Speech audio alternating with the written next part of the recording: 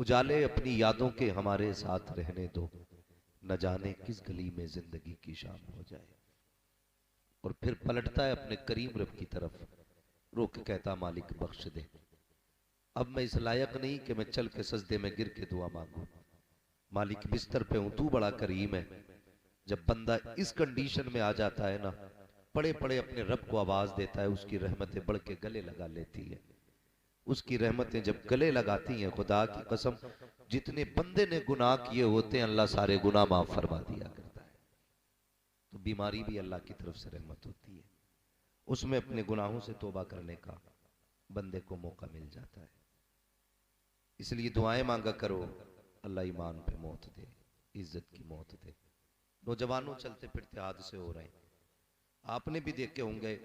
हम लोग गाड़ी पे बैठे, हमें क्या मालूम, हमें तो पता था हमें मुरादाबाद जाना है, हमें तो पता था हमें बहेड़ी जाना, हमें पता था हमें बरेली जाना है, लेकिन क्या पता था मौत रास्ते में इंतजार कर रही है। जरा सा हाथ बहका, गाड़ी गिरी, भेजा बाहर। कुछ कहने का मौका नहीं मिला, कुछ सुनने का मौका नहीं मिला। अल्लाह ऐसी मौतों से हम सब की हिफाजत फरमाए और हम सब को मरने से पहले कलमे की तौफीक नसीब फरमाए। उजाले अपनी यादों के हमारे साथ रहने दो, न जाने किस गली में जिंदगी की शाम हो जाए। जिस तरह से दिन के 3 हिस्से होते हैं नौजवानों, दिन के 3 हिस्से, सुबह, दोपहर, शाम। सुबह कौन से वक्त को कहते हैं? जब सूरज, आप भी बोलें जरा, मुझे मालूम है बड़ी ठंड का मौसम है, हवा भी चल रही है। अल्लाह आपकी मोहब्बतों को सलामत रखे। ऐसी ठंड में इतनी तादाद में आप बैठे हुए हैं, मुझे हैरत हो रही है। हाँ, और देखो पर्दे भी ऊपर लगे, नीचे से हवा आने का इंतजाम रखा गया। मौलाना नाजिम साहब अगर थोड़े नीचे पर्दे लगवा देते तो कुछ मेहरबानी हो जाती। पर्दे भी थोड़े ऊंचे लगे, अल्लाह सलामत रखे। तो मैं, हाँ बस ऐसी हवाएं आती रहें और इंशाअल्लाह महफिल तो जमनी है। खैरियत है आप लोग? क्या कह रहा था मैं आपसे? दिन के 3 हिस्से होते हैं, सुबह, दोपहर, शाम। सुबह जब सूरज निकलता है, दोपहर जब सूरज शबाब पे होता है, शाम जब सूरज, हाँ, जब सूरज छुप जाता है। यानी कि सुबह सूरज के तुलू का वक्त, दोपहर उसकी जवानी, शाम उसका बुढ़ापा। सुबह बचपन, दोपहर जवानी, शाम जोर से शाम बुढ़ापा। इसी तरह हम में से कुछ लोगों की सुबह है, अभी कुछ लोग दोपहर में हैं, कुछ लोगों की शाम हो चुकी है। समझ गए तो तीनों बातें? जो बच्चे हैं अभी उनकी सुबह है, जो जवान है उनका दोपहर है, जो बूढ़े हैं उनकी शाम हो चुकी है। सुबह होती है तो उम्मीद रहती है सूरज दोपहर तक रहेगा, दोपहर में उम्मीद रहती है कि सूरज शाम तक रहेगा, लेकिन शाम होते होते फिर सारी उम्मीदें टूट जाती हैं। बचपन में ये उम्मीद रहती है अभी जवानी आनी है, जवानी में ये उम्मीद रहती है अभी बुढ़ापा आना है, लेकिन बुढ़ापे के बाद अब कोई चौथा दौर नहीं आना है। इसलिए मेरे नौजवान भाइयों, प्यारे बच्चों, अपनी जिंदगी की सुबह भी अच्छी करें, दोपहर भी खूबसूरत करें, शाम भी खूबसूरत करें। सूरज सुबह निकल जरूर जाता है, लेकिन बादलों में कब छुप जाए ये पता नहीं चलता है। होता है कि नहीं? कभी भी बादल आके छुपा सकता है, मगर हैरत होती है। हम अभी जवान है ना, तो लठ में दम है, मजाल है, जितनी चाहेंगे मेंढ काट देंगे, जितने चाहेंगे खेत जोत देंगे, देखा जाएगा। और जब दम निकलता है तो मुंह में पानी डालने वाला बंदा नसीब नहीं होता है, मौत है। मुंह में पानी डालने वाला बंदा नसीब नहीं होता। हैरत तो तब होती है ना जब बाप को कब्र में उतार दिया जाता है और बेटा खड़े होकर कहता मेरे बाप पे किसी का कर्जा हो तो ले लेना। माफ कर दिया जाए उन्हें जिनका दिल मेरे बाप ने दुखाया हो। मुझे बताओ, गलती मैंने की है, दुख मैंने पहुंचाया इन लोगों को, फिर आप अगर मेरी तरफ से माफी मांगे और मैं फूटे मुंह भी ना कह सकूं कि मुझे माफ कर दो, ये इंसाफ करते हैं हम लोग? आज के दिन का कब्र को इंतजार था। सुने बहुत गौर से, ज्यादा लंबी गुफ्तगू नहीं, बस जितनी देर मोहब्बत से सुनेंगे उतनी देर इंशाअल्लाह बात होगी। चलें आगे, जरा कह दें या रसूल अल्लाह। अगर किसी के खिलाफ भी बात जाए तो बुरा ना मानना, इसलिए कि अगर ऑपरेशन करने वाला तरस खाएगा तो कभी मरीज ठीक हो जाएगा, कभी मरीज ठीक। यानी कि अगर डॉक्टर ये कह रहे नहीं चीरा नहीं लगाना, बंदे के दर्द होगा, तो फिर मर्ज खत्म नहीं होना है। और याद रखिए, आज अगर हम गाड़ी वाले, बंगले वाले, मकान वाले बने तो आप लोगों के पैसे से, ये सच्ची बात है। हमारे घर में सोना नहीं निकल रहा है और आप हमें पैसे, इतने पैसों से आप नवाजते हैं, तो हमारी जिम्मेदारी बनती है हम यहां चापलूसी ना करें। यहां बात कड़वी क्यों ना हो, मुंह पे कह के जाए। यहां आपको राजी करके पैसे लेके उठा के चले जाए, ये बेगैरती होती है। बात सुने, कड़वी होगी लेकिन फायदेमंद होगी। दिल मैंने दुखाया आपका, मेरा बेटा कब्र पे खड़े होके कहता मेरे अब्बा की जो गलती हो माफ कर दी जाए। कब्र कहती है तू आज कह रहा है माफ कर दिया जाए? मुझे वो दिन याद है जब इसने जमीन पे ठोकर मार के कहा था है कोई मेरे मुकाबले का। उस दिन मैंने चीख के कहा था एक दिन आ मेरे सीने में तुझे तेरी औकात दिखाऊंगी। आज मेरा दिन आया है, तुम कहते हो कोई गलती हो गई हो तो माफ कर दिया जाए। आज इसे बख्शा नहीं जाना है। इसे मौका मिला था अपने जीते जी इसको हाथ उठाने थे। अपनी जिंदगी में इसने उन लोगों से माफी मांगनी थी जिनका इसने दिल दुखाया था, उनके आगे इसको झुकना था, जिनको इसने बरसरेआम जलील किया था, जिनके आगे खड़े होकर कहता था तेरी औकात क्या है मेरे सामने, ऐ कोई मेरे मुकाबले का। आज जमीन चीख के कह रही है तुम्हारे कहने से कुछ नहीं होने वाला। आज इसे इसकी औकात याद दिलाई जाएगी। ओ भाई, इससे पहले के सांसें बंद हो जाएं, इससे पहले के आंखों पे लोग हाथ रखें, इससे पहले के धड़कने रुक जाएं, अपने जीते जी अपने रूठे हुए भाइयों को मनाओ। जिन्हें दुख दिया है उनसे माफी मांगो, जिनका हक मारा है उनका हक दे के जाओ, ताकि कोई कब्र पे खड़े होकर के माफी मांगे ना मांगे, कब्र खुद आवाज दे के कहे कोई हाथ उठाओ ना उठाओ, करम ऐसे करके आ रहा है ये मुझे भी प्यारा हो गया है, मदीने वाले को भी प्यारा हो गया। ऐसे ही जिंदगी गुजारो आप अपनी। होता क्या है मुफ्ती साहब, हमारी माँ बहनें, बुरा ना मानना, हर घर की कहानी है। ये नहीं कहा मुझसे मुफ्ती नाजिम साहब ने कहा हो या किसी आम आदमी ने और कह दिया हो कि आपको जरा ये बात करनी है, ये हर घर की कहानी। मेरी माँ बहनें भी इस बात को गौर से सुने, जब तक शौहर जिंदा रहता है ना तो इतना जलील कर देती हैं उसे कि बेचारा मरने पे मजबूर हो जाता है। और बीवी पूरी जिंदगी फूटे मुंह से ये नहीं कहती मेरी गलती हो गई हो तो माफ कर दो। जैसी मर गया अब नोच लेगी, माफ कर दो माफ कर दो। अब कपड़ों को लिपटने से क्या फायदा, अब कपड़ों को निपटने से क्या फायदा। मेरी कौम की बेटियों जरा कान खोल के सुनो, आज न कोई नवाब की बेटी है न कोई बादशाह की बेटी है। आमतौर पर किसान की बेटियां किसान की बहनें, मजदूर की बेटी मजदूर की बहन है। कभी तारीख उठा करके देखो, मौत इतना बड़ा शानहा है, ये किसी दरवाजे से खाली नहीं लौटा फरिश्ता। जिस दरवाजे पे आया है किसी को लेके गया है, जिस दरवाजे पे आ गया है किसी न किसी को साथ लेकर के गया है। आज होता यह है मरने के बाद शौहर से माफी मांगी जाती है, काश उसकी जिंदगी में माफी मांग ली होती, जीते जी माफी मांगी होती। आओ जीने का तरीका क्या है पूछो नबी की बेटी सैयदा तैयबा ताहिरा आबिदा जाहिदा हजरत फातिमा ज़हरा से। जब विसाल का वक्त आया है, आपने सुबह उठने के बाद पूरे घर के अंदर सफाई की। हजरत अली अंदर आए, क्या देखते हैं पूरे घर में हजरत फातिमा सफाई कर रही है, देख के मुस्कुरा देते हैं, लगता है खातून जन्नत की तबीयत दुरुस्त हो गई है। हजरत फातिमा ज़हरा ने कहा था, ए अली मैंने सारे कपड़े धुल दिए हैं,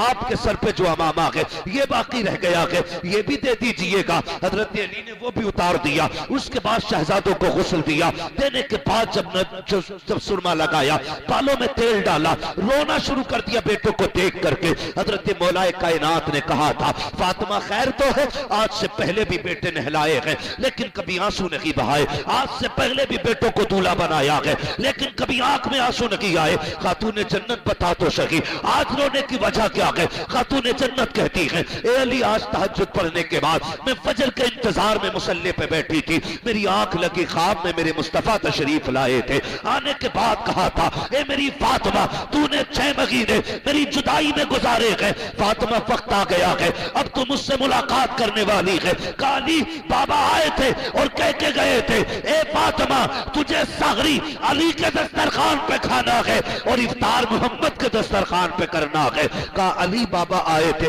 मुझे दुनिया से जाना है, मेरा वक्त आ गया है। हजरत अली की आंख में आंसू आ गए। मां ने बेटों को तैयार किया, कहा जाओ नाना के मजार पे सलाम करके आओ।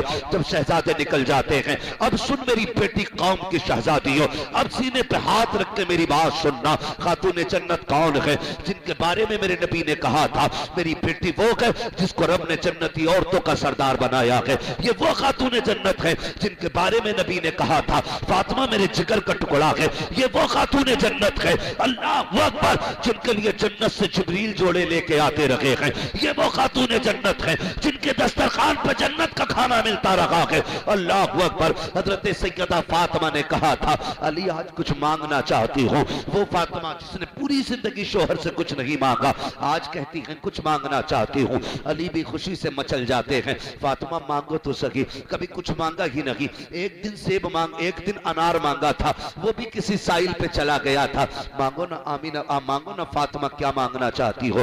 तो सुने मेरी बेटियों, हजरत फातिमा ने हजरत अली का हाथ पकड़ा, सहन से अंदर आई, बिस्तर पर बैठी अपनी झोली फैलाई, कहा अली एक हाथ से जरा तुम इस मेरे दामन को पकड़ो, दूसरे हाथ अपने हाथ में खातून जन्नत का लिया। हजरत अली का हाथ खातून जन्नत ने अपने हाथ में लिया। कहा अली आज जो मांगोगी दिया जाएगा, मांग फातिमा क्या चाहिए। खातून जन्नत ने कहा था, सुने जरा गौर से, कहा था अली मुझसे कोई गलती हो गई हो तो माफ कर दिया जाए। इतना सुनना था, चीख निकल गई हैदर कर्रार की, शेरे खुदा फूट फूट के रोने लग गए। फातिमा क्या बात कह रही हो? कहा अली पूरी जिंदगी इतनी आपके साथ गुजारी है, आज तक आपने इतने कामों का हुक्म दिया मुझे याद तो नहीं, लेकिन हो सकता है कभी आपने मुझको खाने का हुक्म दिया हो, मैंने देर कर दी हो, कपड़े धोने का ऑर्डर दिया हो, मुझसे ताखीर हो गई हो, किसी काम का हुक्म दिया हो, मुझे देर हो गई हो। ए अली जाने अनजाने में कोई तकलीफ पहुंची हो तो माफ कर दिया जाए। हजरत अली की आंख में आंसू, कहने लगे शहजादी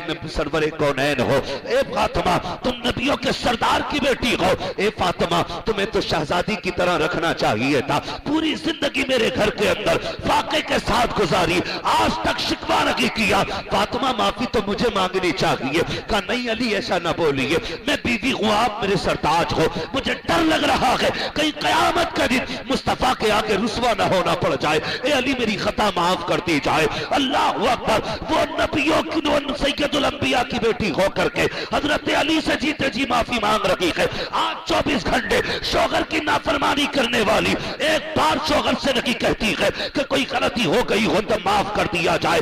जब मर जाता है तब कपड़े नोचना शुरू करती है। ए मेरी बहन, अब कपड़े नोचने से कोई फायदा नहीं है। अब हिसाब किताब का दफ्तर, अब अमल का दफ्तर बंद किया जा चुका है। अब ये कयामत में खोला जाएगा।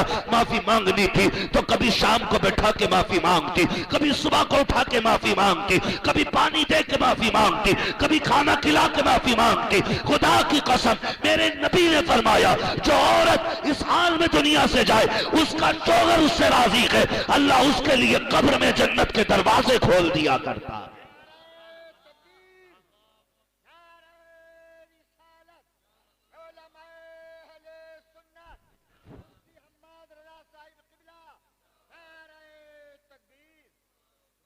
हम तो माफी भी तब मांग रहे हैं ना जब काम खत्म हो गया।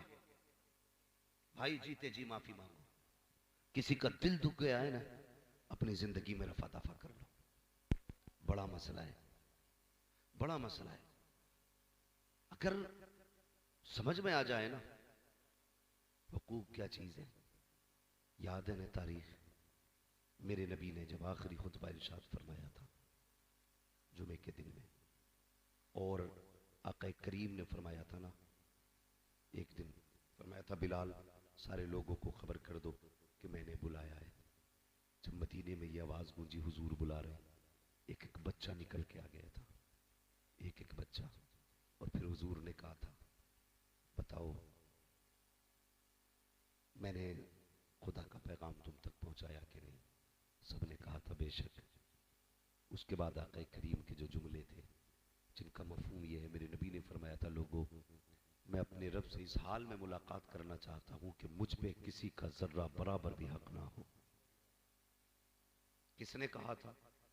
नबियों के इमाम ने खड़े होके कहा था जिसका मुझ पे हक है वो ले ले। सन्नाटा था। एक बंदे ने खड़े होके कह दिया था या रसूल अल्लाह मेरा हक है। मेरे नबी ने फरमाया क्या?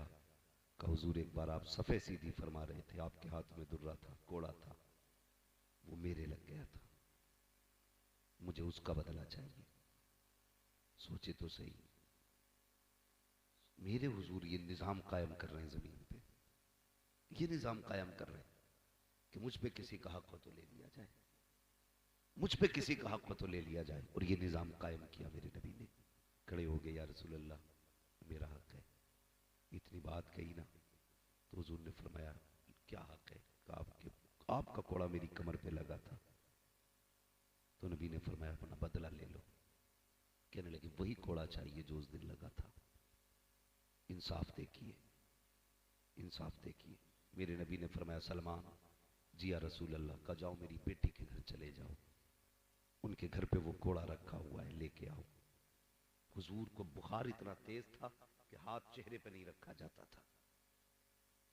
ये उन दिनों की बात नहीं कर रहा हूं जिन दिनों में हुजूर सेहतमंद थे, उस दिन की बात कर रहा हूं जब हुजूर की वफात का वक्त आया था। इतनी तेज बुखार था, हाथ मत्थे पे नहीं रखा जाता था। हाँ, हुजूर ने फरमाया ले अपना बदला। वो जब सलमान फारसी खातून जन्नत की चौखट पे गए, कौन है? का सलमान आया है। का क्यों? का वो जो कोड़ा आपके पास है हुजूर का वो दे दिया जाए। सलमान चचा इस कोड़े की क्या जरूरत पड़ गई? जब उन्होंने बताया कि हुजूर ने ऐलान किया मुझ पे किसी का हक है तो वो ले ले। का एक सहाबी है वो अपना बदला लेना चाहते, क्या कहना चाहते हो?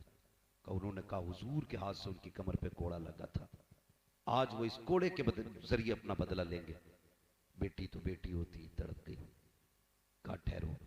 अंदर गई, शहजादे चटाई पे सो रहे थे, उठाया, कोड़ा हाथ में लिया। लेने के बाद फरमाया जाओ शहजादो तुम सो रहे हो, किसी ने नाना से कोड़े का बदला मांग लिया है।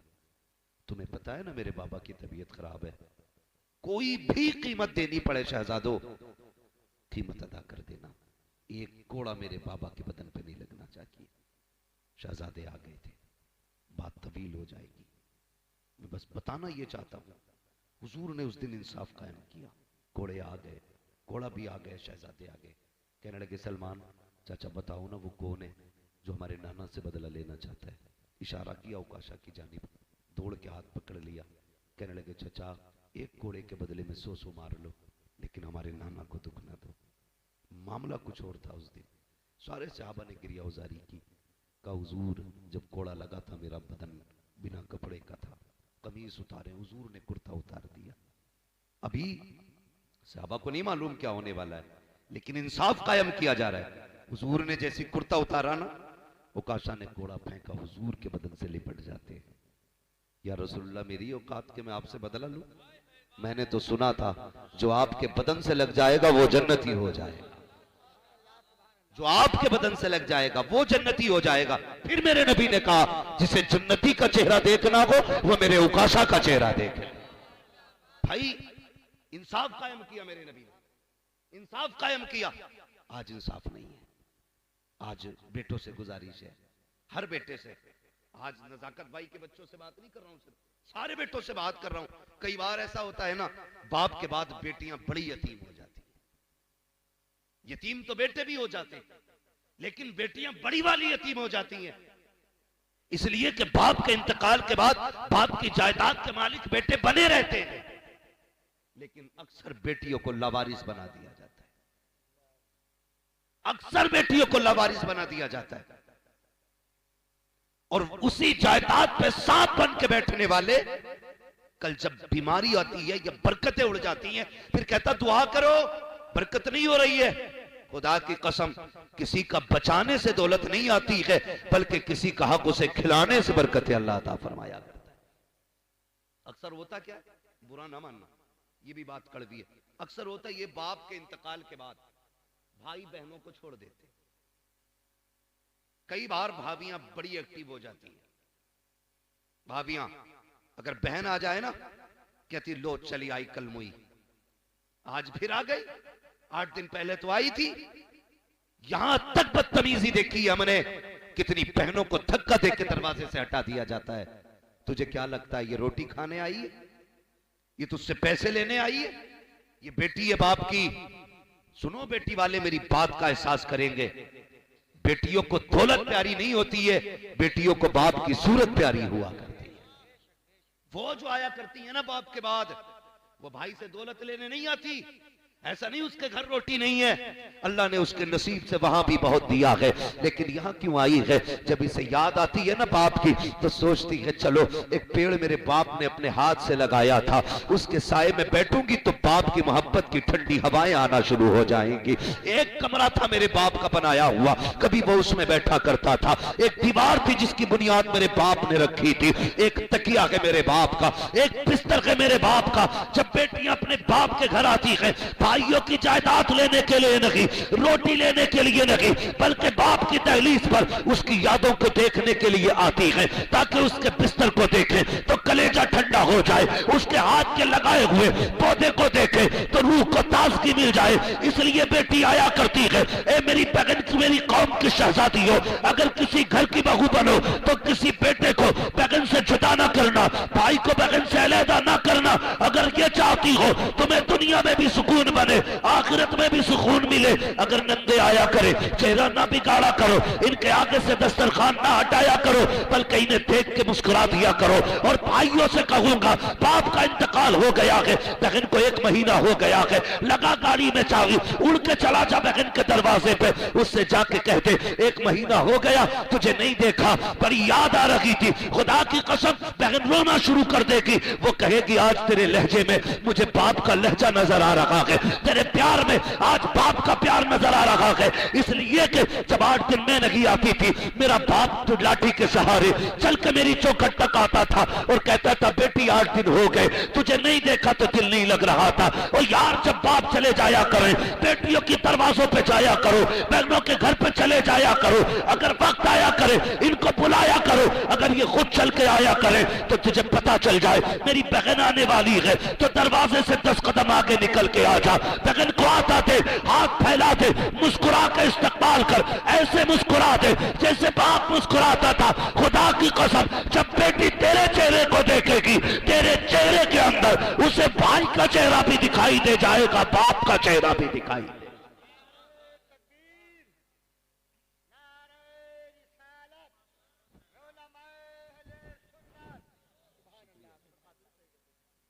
भाई अल्लाह आपको सलामत रखे, बाप के बाद कभी बहनों को लावारिस मत होने देना।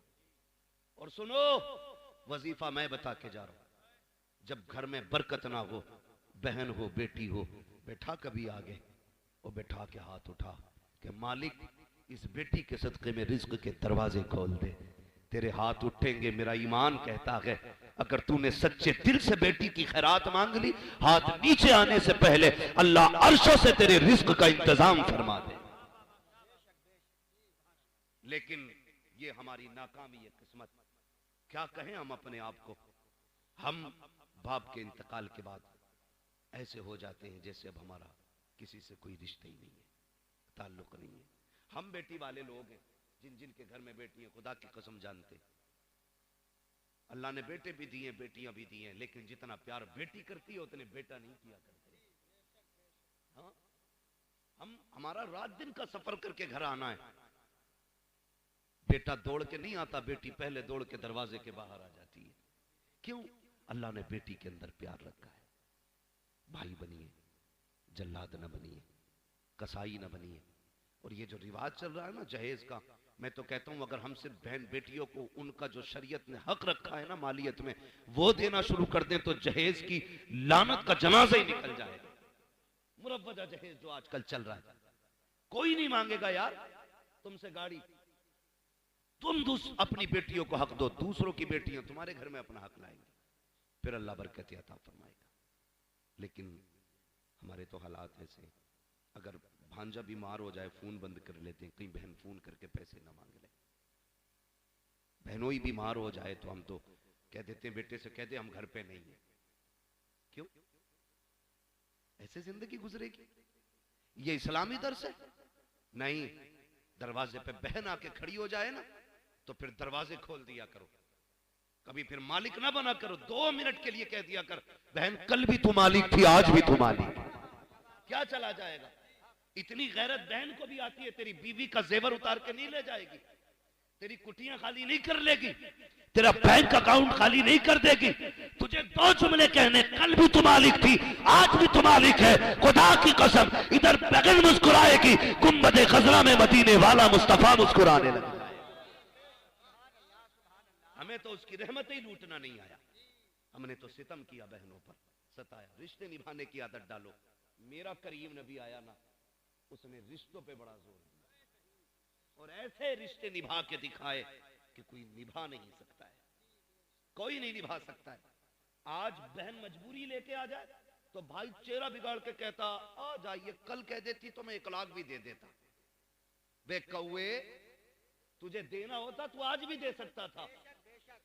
ये जो कहते हैं ना 1 दिन पहले मांग लेते, महामक्कार होते हैं। भाई हमारी मांगने से 1 दिन पहले कुर्की हो गई तेरे घर में, मत दो, साफ कह तो नहीं देना, झूठ क्यों बोल रहा है? बहन मांग ले, भैया तबीयत खराब है, दवा का पैसा नहीं है। अरे पगली तूने अब फोन करा, अभी ले गया भूरा पैसे, हाँ अभी लेके चला गया भूरा, थोड़ी देर पहले फोन कर देती तो मैं क्या करूं? चल पगली चल ठीक है, तू देख फिर मैं देखता हूं, ये कह के बात खत्म कर दे। ये रिश्ते होते? चल मदीने वाले की चौखट पे हुजूर हैं। मैं अभी सगे रिश्ते की बात नहीं करता, एक दूर के रिश्ते की बात करता हूं। हुजूर एक दिन सहाबा की महफिल में बैठे, थके तो नहीं अभी? जरा कह दें या रसूल अल्लाह, अल्लाह सलामत रखे नौजवानों। मैं अक्सर नौजवानों से गुफ्तगू इसलिए करता हूं कि ये मुफ्ती साहब नौजवान हमारे दीन का मुस्तकबिल, दीन का मुस्तकबिल है। इंशाअल्लाह दीन की जिम्मेदारी आने वाले दौर में इन्हीं के कंधों पे आनी है। जितने दीन के सुतून मजबूत होंगे उतना दीन हमारा मजबूत होता चला जाएगा। इसलिए मैं नौजवानों से ज्यादा गुफ्तगू करता हूं। और ऐसा नहीं है, अल्लाह सलामत रखे, कोई नौजवान कहीं से चल के आया, कोई कहीं से चल के आया, हाथ भी ठंडे, मुसाफा भी हुआ। मैंने पूछा भी, किसी ने कहा भी आ रहे, किसी ने कहा दूर से आ रहे। ये बताओ, लोग कहते हैं कि जवान दीन से दूर हो रहा है, ये हुजूर का इश्क नहीं है? जितने चेहरे नजर आ रहे हैं उनमें ज्यादातर नौजवानों के चेहरे नजर आ रहे हैं। कल भी नौजवान हुजूर से कसरत से प्यार करते थे और आज भी कसरत से प्यार करते, और ऐसा नहीं तब्दीली आई है, चेंजिंग हुई है। जो लोग कहते हैं जलसों से फर्क नहीं पड़ा ना, वो गलत कहते हैं। हमसे हजारों नौजवानों के फोन आके उन्होंने कहा जब से गुफ्तगू सुनी है मैंने किसी बेवा से निकाह किया। कोई कहता मैंने बिना जहेज के निकाह किया है, कोई कहता मैंने बिना डिमांड के निकाह कर लिया, कोई कहता मैंने फला के अपनी बेटी के साथ 4 गरीब बेटियों की शादियां कराई है। तो दिल ठंडा होता है, फर्क पड़ा है। ऐसा नहीं है। जो नौजवान रातों दिन गाने सुनते थे आज अल्लाह और उसके रसूल की नाते सुन रहे हैं। ये तब्दीली कैसे हो गई? तुम उनकी महफिल में बैठने लग गए, मदीने वाले की नजर तुम पे होने लग गई है। और जिस पे हुजूर की नजर हो जाए उसकी दुनिया भी बदल जाती है, आखिरत भी बदल जाती है। हाँ, वरना मेरी क्या औकात, मुफ्ती साहब क्या, जुबैर भाई का, किसकी क्या औकात जो किसी को बदल दे? दौर तो इतना सख्त है, बेटा बाप की सुनने तैयार नहीं, हमारी कौन सुनेगा? ये जो बैठे हुए हो ना, हमारी वजह से नहीं, मदीने वाले ने बैठा रखा है। अल्लाह का शुक्र अदा करना इस बात पे भी, अल्लाह का शुक्र अदा करना। हुजूर की महफिल सजी है, सहाबा फरमाते हुजूर बैठे थे, अचानक उठे और दौड़ लगा दी हुजूर ने, बगैर कहे चले गए। सहाबा फरमाते हमें तो डर रहता था, दुश्मन का दौर था, लोग मुखालफत में रहते थे। बोले हमने जब हुजूर बगैर कह गए, हमने भी पीछे पीछे दौड़ लगा दी। कहा हुजूर हमारी नजरों से गायब हो गए, हम कैसे तलाश करते? सहाबा फिर बताओ कैसे ढूंढा? कहने लगे फिर हमने अपनी सांसें तेज कर ली, जिधर जिधर से खुशबू आती जाती थी हम रास्ते उधर के इख्तियार करते जाते थे। और आला हजरत फरमाते हैं उनकी महक ने दिल के गुंचे खिला दिए हैं, जिस राह चल दिए हैं कूचे कूचे बसा दिए। कहा जिधर से खुशबू आती थी उधर चले जाते थे। कहने लगे खुशबू लेके आ गई हमें गरीब के दरवाजे पे। तवज्जो है, एक गरीब के दरवाजे पे महबूब खड़े हैं, हम भी जाके खड़े हो गए। हुजूर फरमाते हैं दरवाजा खटखटाया, हुजूर ने सहाबा कहते हैं अंदर से एक बच्ची की आवाज आई, कौन? हुजूर ने फरमाया तेरा भाई। उसने कहा मेरा कोई भाई नहीं। हुजूर ने फरमाया तेरा बाप। उसने कहा मेरा कोई बाप नहीं। हुजूर ने फरमाया तेरा करीबी। उसने कहा मेरा कोई करीबी नहीं। फिर हुजूर ने फरमाया दरवाजा तो खोल। जब बच्ची ने दरवाजा खोला हुजूर अंदर गए, बच्ची रो रही थी। मेरे महबूब फरमाते हैं बता क्या तूने अपने भाई का नाम लेके आवाज नहीं दी थी? वो एक कमरे के अंदर और हुजूर सहाबा की महफिल में, कई गलियां मुड़ के हुजूर गए। सहाबा कहते हैं अचानक हुजूर उठे थे, फोन टेलीफोन का दौर नहीं था। हुजूर फरमाते हैं बता तूने नहीं कहा था काश मेरा बाप आ जाता? कहा तो था। फरमाया तेरी उसी सदा का जवाब बन के आया हूं। कहा तूने ये नहीं कहा था काश मेरा भाई आ जाता? कहा ये भी कहा था। कहा फिर सुन तेरी उसी सदा का जवाब बन के आया हूं। कहा तूने ये नहीं कहा था कि काश कोई मेरा हमदर्द होता? कहा तो था। फरमाया तेरा हमदर्द बन के आया हूं। रो दी बच्ची। उसने कहा मेरा बाप तो है लेकिन वो नहीं आया। हुजूर फरमाते हैं बता बेटी बात क्या है? उसने कहा मैं बहुत छोटी थी, मेरा बाप मुझे बाजार में बेच के गया था और आज उसने कहा 7 साल हो गए इस घर की नौकरी करते करते। कहा इतना सितम मेरे ऊपर होता है कि काम पूरा ना हो तब भी मारा जाता है, अगर बीमारी में लेट जाऊं तब भी मारा जाता है। ए आने वाले मसीहा बात यह है इतनी सताई गई हूं कि दुख बर्दाश्त नहीं कर पाई। आज मैंने पहली बार कहा है काश मेरा बाप मेरा दुख देख लेता, मेरा भाई आता मेरा सितम देख लेता। वो जो बेच के चला गया काश मुझे आके देखता, उसे पता चलता बेटी पे कितना सितम किया है। इतना सुनना था, नबुव्वत वाली आंखें बरसना शुरू हो जाती हैं। मेरे नबी फरमाते हैं सहाबा इसका सारा सामान इकट्ठा किया जाए। बच्ची से कहते हैं बता तेरा मालिक कहाँ है? उसने कहा फला टीले पे रहता है, फला पहाड़ी के पीछे मकान है। मदीने वाले ने सारे सामान का ढेर लगवाया। 2 गठरियां बनी है, एक गठरी हजरत सलमान ने उठाई, दूसरी हजरत बिलाल ने उठाई। जब लेके चलने लगे महबूब ने आगे बढ़ के दोनों गठरियां ली। बच्ची कहती किधर लेके जा रहे हो? कहा मैंने तुझे बेटी कह दिया है, मैंने तुझे बेटी कहा है, चल उसके दरवाजे पे जो तुझे खरीद के लाया था। जब महबूब गठरी लेके चले सहाबा ने कहा तड़प के या रसूल अल्लाह हम जाने देने तैयार हैं। गठरी की उठा रहे हैं। कहा जमाने को बताना चाहता हूं अगर बेटियां बाप की जिम्मेदारी पे आ जाया करें बोझ ना समझना, मोहम्मद की सुन्नत सला के उसको कंधे पे उठा के चलना। इसलिए मेरे हुजूर ने बोझ उठा लिया, दोनों गठरियां रख ली। कहा जमाने को बताना चाहता हूं बेटियां पलट के अगर बाप की चौखट पे आ जाए वो बोझ नहीं रहती है और उनका बोझ बाप को बोझ नहीं लगता है। हुजूर ने दोनों गठरियां कंधे पे रखी हैं और फरमाया बच्ची से चल आगे आगे।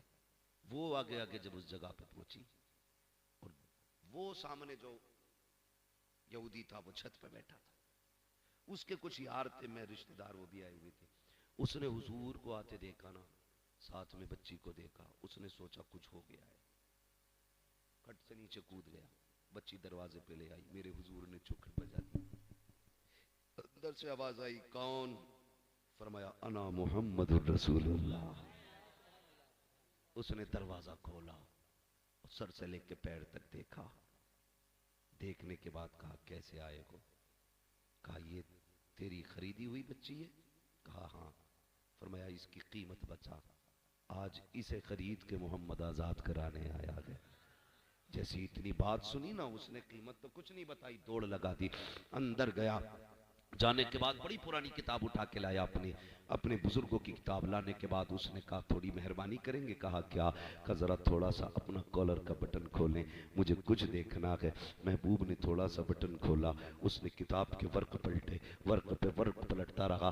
उसने फिर पूछा कहाँ के रहने वाले हो? कहा मक्के के। कहा बाप का नाम क्या है? कहा अब्दुल्ला। खानदान का नाम क्या है? कहा कुरैश। उसने जब इतना सुना दौड़ के गया, अपने रिश्तेदारों के हाथ पकड़े बाहर लाया। कहा किताब तुम पढ़ो, वजाहत मैं कर रहा हूं। पूरे रिश्तेदार खड़े हैं। कहा हमारी किताब बता रही है जो आखिरी पैगंबर होगा खानदान कुरैश से होगा, अब्दुल्ला का लख्त जिक्र होगा, आमिना का राज दुलारा होगा। कहा हमारी किताब बता रही है इंसानियत का ऐसा सबक देगा कि वो एक बच्ची को आजाद कराने के लिए उसका बोझ अपने कंधे पे लेके आएगा। कहा देखो तो सही, एक एक लाइन से एक एक आदत भी लाओ। आंखें भी वैसी हैं जो किताब ने कहा है, चेहरा भी वैसा है जो किताब कह रही है। ये देखो कंधे पे गठरी भी है, ये देखो बच्ची भी है। मेरे नबी फरमाते हैं ताखीर न कर कीमत बचा। उसने रो के कहा था कहा सिर्फ बच्ची आजाद कराने आए हो? कहा हाँ। उसने कहा या रसूल अल्लाह अब सिर्फ बेटी को आजाद ना कराइए, हाथ बढ़ाइए, हमें भी कुफ्र से आजादी अता फरमा दीजिए। हाँ ये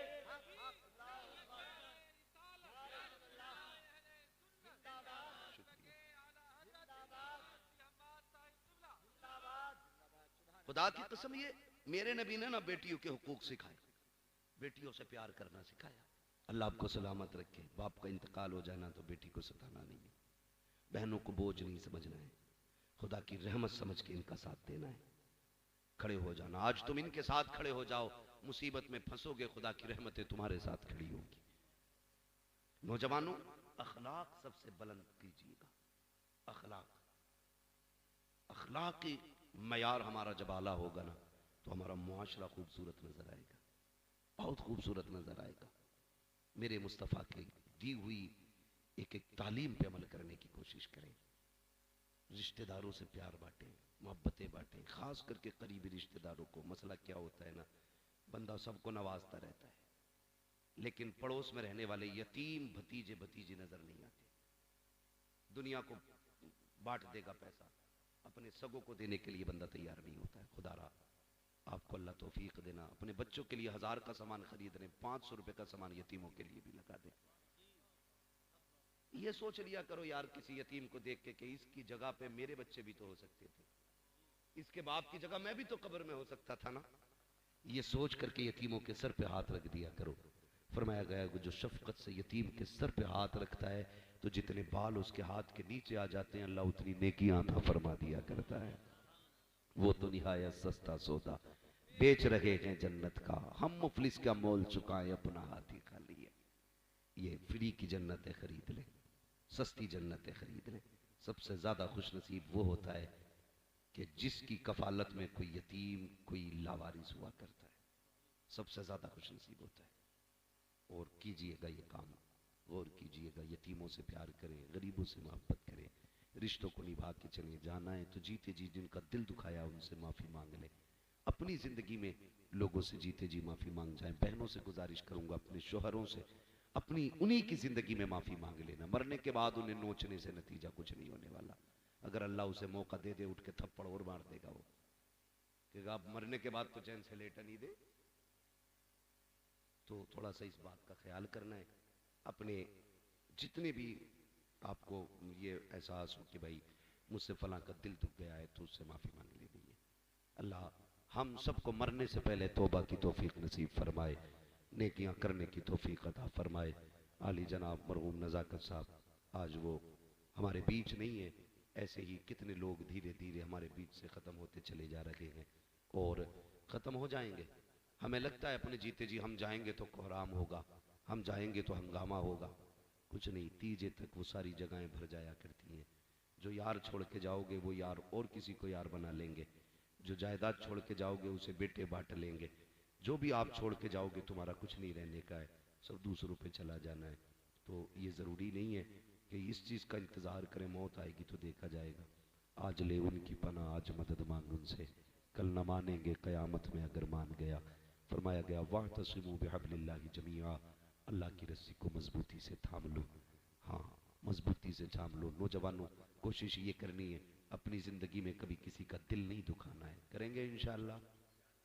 अल्लाह तौफीक देगा तो दूसरों की मदद करेंगे इंशाअल्लाह।